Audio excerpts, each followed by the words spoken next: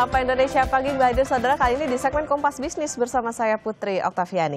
Tidak punya uang buat belanja, kalaupun punya uang mending disimpan karena ekonomi makin nggak pasti. Situasi makin sulit saudara bikin Rojali dan Rohana alias rombongan jarang beli hanya nanya-nanya aja merebak di mal. Rojali alias rombongan jarang beli dan Rohana, rombongan hanya nanya. Jadi fenomena yang akhir-akhir ini terjadi di mal. Rojali dan Rohana merebak seiring maraknya PHK, sulitnya dapat lapangan kerja, dan kenaikan gaji yang lebih rendah dibandingkan kenaikan harga kebutuhan pokok. Tentang Rojali dan Rohana, Kompas Bisnis langsung mengonfirmasi ke Asosiasi Pengelola Pusat Belanja Indonesia (APPBI). Jawabannya bisa ditebak, lemahnya daya beli. Saat ini angka kunjungan ke mal tidak berbanding lurus dengan omzet penjualan di gerai ataupun toko retail. Daya beli masyarakat Indonesia dalam konteks retail dinilai sangat rendah dan berdampak pada perputaran ekonomi yang lambat. Rojali, fenomena Rojali ini yang sekarang ini meningkat jumlahnya, intensitasnya meningkat begitu. Ada faktor lain selain faktor yang tadi saya sampaikan, juga adalah terutama masalah daya beli. Jadi Rojali ini terjadi di kelas menengah atas. Kalau yang menengah atas itu lebih kepada kehati-hatian, bukan masalah daya beli. Jadi orang yang kelas atas ini mereka lebih berhati-hati mengingat situasi kondisi mikroekonomi dan juga kondisi global. Low season yang panjang ini teman-teman peritel dan juga pusat perbelanjaan melakukan menyelenggarakan berbagai promo belanja, begitu kegiatan-kegiatan promo belanja. Untuk memperpendek, dalam tanda kutip, untuk memperpendek low season yang panjang ini. Jadi dilakukanlah dengan berbagai macam promo belanja. Nah, promo belanja ini diharapkan bisa menopang daya beli masyarakat. Jadi harga-harga barang-barang, produk-produk dengan kegiatan promo belanja itu bisa lebih terjangkau oleh masyarakat khususnya yang kelas menengah bawah. Ekonom bilang ramainya mal namun sepi transaksi beli juga mengonfirmasi bahwa ekonomi enggak baik-baik aja. Situasi yang serba tidak pasti membuat tulang punggung konsumsi, yaitu kelas menengah atas, cenderung memilih menyimpan uang dan mengalihkannya ke investasi yang dinilai lebih aman. Misalnya, surat berharga negara atau SPN, emas, bahkan sampai saham. Sedangkan kelas bawah memang tidak punya uang untuk belanja. Ya Rojali mungkin lebih ke ini sih, lebih ke kehati-hatian aja, terutama yang menengah atas kan memang dari sisi return beberapa instrumen investasi menarik. Contohnya tadi SBN, yieldnya menarik, terus emas misalnya itu juga menarik, trennya lagi naik. Saham juga beberapa sektor lagi menarik. Nah, ya untuk mobil tadi kan juga ada beberapa fenomena yang mengganggu mereka juga ya. Karena yang mendrive konsumsi itu kan yang menengah atas tadi, karena 70% konsumsi ya mereka itu. Jadi, nah kalau yang kelas bawah memang pengaruh beberapa hal sih. Satu, ini banyak keserap ke judol dugaan saya. Nah, kalau jalan-jalan ke mal, apakah Anda termasuk Rojali dan Rohana alias cuma ngadem aja? Kalau fenomenanya makin merebak, makin banyak, ini sih sudah jadi tanggung jawab pemerintah. Gimana caranya biar Rojali dan Rohana jadi Royani, alias rombongan doyan beli? Ditunggu lapangan pekerjaannya ya Pak Bu di pemerintah, stimulus ekonomi juga kami perlu. Rumondang Nainggolan, Jona Hamonangan, Tim Liputan Kompas TV. Rojali, Rohana, ini bukan pasangan duet ya saudara, tapi rombongan yang datang ke mal atau pusat belanja tapi jarang beli, hanya nanya-nanya. Tadi pengelola mal bilang, ekonomi emang lagi sulit buat menengah bawah. Ekonom juga bilang, kelas menengah atas ini pilih nabung bukan belanja. Buat yang rata-rata air apa nih yang bisa kita beresin secara keuangan? Kompas Bisnis akan tanya ke perencana keuangan independen, Ruisa Arifin melalui sambungan daring. Selamat pagi Mbak Ruisa. Selamat pagi Mbak Okta. Ya Mbak Ruisa, kita tadi lihat ya ada fenomena Rojali sama Rohana. Gimana nih ceritanya ngatur duit kalau duitnya aja nggak ada Mbak? Gimana caranya deh biar nggak makin boncos di situasi kayak sekarang nih? betul. Jadi memang situasinya sekarang tuh yang kita rasakan dan kita lihat dari berbagai data itu memang agak kurang baik ya, seperti yang diungkapkan ekonom sama pengelola retail tadi. Cuman memang kalau bagi rumah tangga, bagi individu, ketika keuangan memang mendapatkan tantangan, lagi-lagi kita harus lebih tahu prioritas gitu ya. Untuk pengeluaran kan ada banyak macamnya Mbak Okta. Pengeluaran tuh ada pengeluaran primer, ada pengeluaran wajib gitu ya, seperti bayar listrik atau untuk uang makan, kemudian uang sekolah anak. Itu yang kemudian kita harus amankan lebih dulu gitu. Jadi untuk pengeluaran-pengeluaran yang terkait dengan lifestyle yang masih bisa kita tunda, pengeluaran besar kayak misalnya ganti furniture itu sebaiknya ya kita tunda dulu, karena kita nggak tahu nih situasi yang sekarang kita hadapi ini akan sampai kapan. Kita ngelihat indeks lapangan kerja, indeks ekspektasi lapangan kerja juga masih kurang baik ya. Mungkin seperti itu. Oke, tahu prioritas dan tadi ya kalau bisa nih lifestyle-nya agak-agak ditekan dulu nih, yang paling utama yang primer dulu. Mbak Ruisa, bagi yang duitnya seret, kayaknya natap bulan depan aja ketar-ketir gitu. Kita harus belanjanya atau belajarnya tuh dari mana sih? Data apa yang bisa ngebantu untuk bisa ngambil keputusan kapan mau hemat, kapan mau stop utang, atau kapan kita savingnya? Iya, jadi memang kalau namanya pengelolaan keuangan ya emang harus ada uangnya ya. Jadi kalau misalnya nggak ada uangnya ya susah juga apa yang mau dikelola gitu. Betul. Yang pasti dan berhemat itu ada batasnya ya Mbak ya. Kan nggak semua hal itu kan bisa kita hemat. Uang sekolah emang bisa kita hemat, nggak bisa. Apalagi kalau misalnya sekolahnya di swasta. Jadi artinya kalau misalnya kita menghadapi situasi seperti itu, kita selain prioritas tadi, kita harus tahu nih apa yang masih bisa kita kerjakan untuk menambah penghasilan misalnya. Walaupun memang situasinya emang susah ya, karena kayaknya perusahaan juga mengurangi atau menahan rekrutmen dan sebagainya gitu. Rekrutmen tenaga kerja itu data terakhir yang saya baca itu terendah sejak 2022 gitu. Jadi dengan situasi kayak gini mau nggak mau memang kita harus lebih ketat aja untuk ngelola keuangan. Kita harus ngelihat data juga. Jadi jangan hanya misalnya udahlah kita jalanin aja hari-hari kayak biasa gitu. Enggak bisa kayak gitu. Masyarakat perlu untuk lebih meningkatkan literasi juga. Dari ngelihat data yang banyak dipublish di media-media, dari literasi keuangan juga di-share oleh banyak ahli gitu ya, di berbagai media sosial juga udah banyak. So, saya kira masyarakat perlu juga untuk lebih aware gitu ya. Kalau misalnya dengan melihat data-data itu, kok kayaknya semuanya makin suram dan ngasih alarm, ya udah kita langsung perketat pengelolaan keuangan itu dan nggak nambah utang, nggak mengeluarkan pengeluaran sebenarnya masih bisa kita tunda. Terus terkait saving misalnya, kalau memang dari sisi pendapatan kita masih memiliki likuiditas yang lebih leluasa gitu ya, ya udah itu kita tambah aja savingnya. Tapi bagaimana dengan misalnya mereka yang uangnya aja udah tiris gitu ya, nggak ada lagi yang ditabung gitu. Ya mau nggak mau memang nambah penghasilan, karena nggak ada lain, karena berhemat itu juga ada batasnya kan Mbak Okta. Nggak bisa semua kita hemat, kayak misalnya makanan juga kan, kalau misalnya mungkin bisa sih ngambil opsi misalnya menu yang lebih sederhana, misalnya bagi ibu-ibu ya di keseharian gitu. Cuma itu semua juga ada batasnya, mau nggak mau memang harus untuk menambah penghasilan lagi gitu. Oke, yang bahaya adalah jangan sampai mantap alias makan tabungan. Nah, Mbak Ruisa, gimana caranya supaya itu tadi ya, kalau kita bicara soal prioritas, ngeliat prioritas kebutuhannya tuh kayak gimana? Ada nggak sih hitung-hitungannya, misalnya untuk kebutuhan harusnya berapa persen, untuk saving baiknya di awal kita ketika terima gaji atau nanti ketika sisanya dan lain sebagainya, itu ada aturan atau hitungannya nggak sih yang tepatnya? Bisa, itu ada sebenarnya yang bisa kita terapkan dalam pengelolaan keuangan sehari-hari ya. Misalnya ketika kita mendapatkan gaji bulanan nih bagi para karyawan atau bagi freelancer gitu, ya udah kita siapkan untuk kebutuhan utama dulu, yang primer sama mandatory spending gitu ya, sama future spendingnya. Dua paling enggak, primer sama mandatory itu tadi. Kemudian yang termasuk kebutuhan wajib apa sih? Kayak misalnya bayar cicilan utang itu kan nggak bisa ditunda, bayar uang sekolah anak.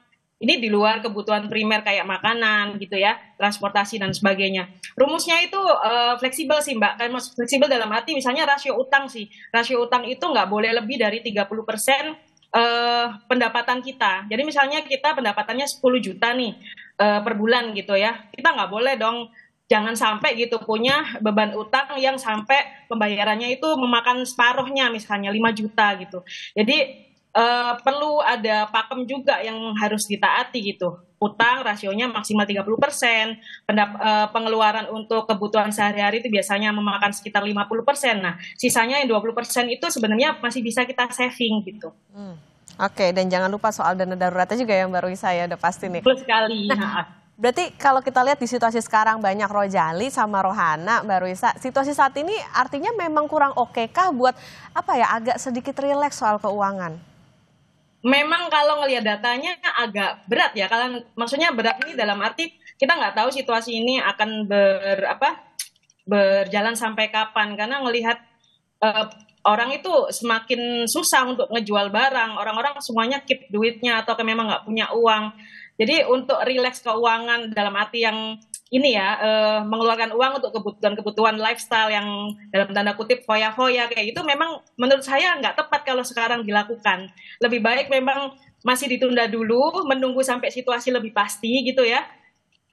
Sementara ya kita tambahin savingnya aja. Kalau misalnya masih bisa saving gitu, sama menerapkan prioritas pengeluaran itu tadi gitu.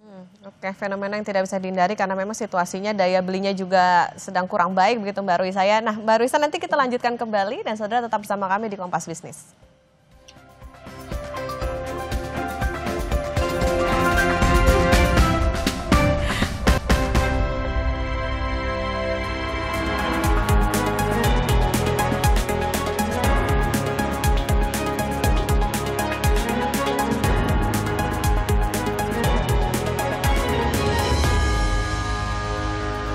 Kembali di Kompas Bisnis Saudara, dan kita akan melanjutkan perbincangan bersama dengan perencana keuangan independen Ruisa Arvin. Mbak Ruisa, kita lanjutkan kembali. Data Pindar by No Pay Letter, Pegadaian naik nih keroyokan. Apakah ini memang jadi opsi terbaik buat beli kebutuhan pokok? Di samping tadi kita ya kalau misalnya mau ada dana, kalau misalnya biar aman ya cari ini lain pendapatan lain gitu.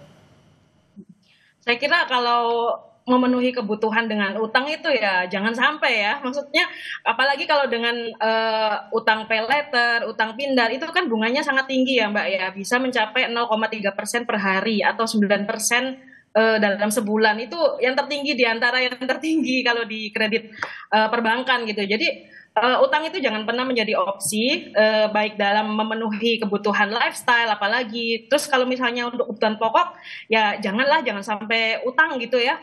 Kita harus gimana lah caranya supaya untuk memenuhi kebutuhan itu dengan uang pendapatan aja gitu, jangan sampai dengan utang, karena selain karena memang utang itu sangat mahal juga ya, situasi kayak gini kita nggak tahu apakah nanti bisa membayar, nanti yang ada malah gagal bayar dan itu akan menjadi kesalahan fatal. Maksudnya situasi akan berubah semakin buruk nanti kalau misalnya kita terjebak oleh utang-utang mahal itu. Oke, ini soal bunganya nih perlu diperhatikan ya, karena jangan sampai karena easy money terus makin banyak aja nih apalagi buat memenuhi kebutuhan terutama yang konsumtif.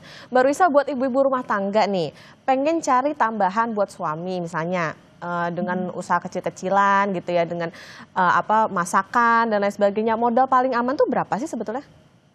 Kalau nanya angka persis kita nggak bisa tentukan ya berapanya gitu, tapi yang pasti sih prinsipnya kalau misalnya kita mau merintis usaha, usahakan dengan yang ada dulu gitu. Kalau misalnya ini usaha kecil ya konteksnya ya, bahkan kalau sekarang di zaman era internet seperti sekarang, menjadi afiliator marketing itu justru nggak pakai modal Mbak, hanya modal HP sama internet. Itu sebenarnya mungkin bisa dipertimbangkan juga oleh ibu-ibu yang mungkin ingin membantu suami untuk menambah penghasilan. Kalaupun misalnya nanti ingin merintis misalnya jualan makanan atau open PO gitu ya, brownies atau apa gitu, itu juga bisa. Dan kalau saya sarankan sih mulailah dari yang kecil dan modal yang seadanya dulu aja gitu. Misalnya open PO sambel atau apa gitu. Nggak usah yang kemudian langsung muluk-muluk sewa ruko gitu kan. Karena dalam situasi di mana daya beli masyarakat masih seperti ini, saya kira tantangannya akan lebih besar gitu untuk memulai hal itu. Jadi kita berangkat dengan modal yang kita bisa aja, yang kita mampu, dan hindari berutang saat membuka usaha. Oke. Gitu, Mbak. Artinya penegasan Mbak Ruisa, di situasi sekarang kurang tepatkah untuk bisa kita memulai sebuah usaha? Jadi kalau misalnya mau cari pendapatan tambahan ya satu-satunya cara misalnya cari pekerjaan kah atau gimana nih? Memang kalau secara umum lanskap makronya itu memang susah ya untuk merintis usaha itu kalau mengharapkan penjualan yang baik. Tapi di beberapa segmen saya kira masih potensial. Kayak misalnya segmen kelas menengah atas atau kelas atas itu kan mereka walaupun memang kemarin data terakhir itu tabungannya juga turun gitu ya, tapi mereka konsumsinya kan masih bagus gitu ya. Masih ada pertumbuhan gitu. Jadi saya kira tergantung segmennya. Ketika segmennya itu menyasar mereka yang masih sekiranya masih memiliki kekuatan daya beli, saya kira masih potensial. So di tengah situasi seperti sekarang pun sebenarnya masih ada harapan itu, bukan yang habis sama sekali. Dan yang pasti misalnya untuk kebutuhan yang pasti dibeli sama orang kayak sembako atau kemudian makanan minuman, menurut saya itu masih potensial sih Mbak. Ada nggak Mbak Ruisa tips atau catatan buat misalnya pengusaha atau orang-orang yang mau baru mulai bikin usaha tadi untuk cari-cari tambahan karena balik lagi sekarang masih berkembang nih yang namanya fenomena Rojali sama Rohana gitu. Saya kira mungkin harus tahu sasaran marketnya banget ya, kayak misalnya sasaran market itu kan kita bisa melihat ini ketertarikannya di mana, pain point-nya di mana nih segmen yang saya bidik, dan kira-kira kalau misalnya dengan penawaran produk sama brandingnya bagus, saya kira ya masih bisa ditembus ya yang seperti itu. Dan sama mungkin masuk ke ceruk yang belum terlalu ramai digarap orang gitu, yang unik dan mungkin memang menjadi kebutuhan kebutuhan banyak orang gitu. Dan pastikan juga sasaran marketnya itu ya tadi punya potensi untuk berbelanja gitu. Karena kalau misalnya dengan situasi yang lesu kayak sekarang susah ya untuk mengharapkan semua lapisan konsumen itu atau kelas konsumen itu untuk menaikkan belanja mereka. Mereka akan cenderung berhati-hati dan memang sebagian lagi juga mungkin udah kehabisan uang untuk berbelanja yang di luar kebutuhan pokok. Oke, harus riset lah ya artinya sebelum memulai usaha. Nah tadi Mbak Ruisa kalau misalnya kita mau buat usaha kan pasti ada modalnya dong. Nah ini baiknya dari kita saving atau ya kan ada peluang juga dong untuk bisa meminjam misalnya dari bank atau misalnya dari pinjaman daring gitu. Nah mana sih yang lebih bisa jadi pilihan atau yang jadi keputusan terbaik untuk ketika kita mencari modal? Ya, balik lagi seperti yang tadi saya bilang ya, kalau misalnya membuka usaha, karena usaha ini kan namanya juga usaha gitu ya, kita nggak tahu kelanjutannya akan seperti apa dari sisi misalnya kinerja penjualannya dengan situasi sekarang. Jadi kalau saya sangat tidak menyarankan dengan utang, lebih baik sebagian dari saving yang mungkin itu setelah mengeluarkan kebutuhan untuk future spending ya, yang pasti kita keluarkan dalam waktu dekat, itu yang pasti udah diamanin. Nah, ngambil dari saving akan lebih masuk akal sih Mbak, karena itu lebih tidak beresiko ketika di tengah jalan kemudian ternyata usahanya sepi atau gagal gitu ya penjualannya, ya udah paling nggak kita nggak ada tanggungan utang untuk menutup hal itu. Kalau misalnya mempertimbangkan pinjol, saya kira jangan sampai ya, karena tadi tabungannya tuh sangat mahal, yang itu akan menjadi opsi yang sangat buruk ketika kemudian memakai easy money itu tadi sebagai modal usaha. Kalau memungkinkan ya pinjam saudara aja lah yang tanpa bunga gitu. Oke, tapi jangan sampai berantem nih karena uang nggak ada saudaranya Mbak Ruisa. Oke, jadi ini mungkin kalau buka usaha bisa jadi pilihan di tengah situasi yang daya belinya sedang melemah, dan tadi kalau misalnya kita mau supaya aman ya itu tadi ya harus bisa lebih banyak saving lagi, dan kalau bisa cari pendapatan tambahan supaya nggak makin lama nih fenomena Rojali dan Rohana. Terima kasih perencana keuangan independen Mbak Ruisa Arifin sudah bersama di Kompas Indonesia. Selalu Mbak Ruisa. Makasih Mbak.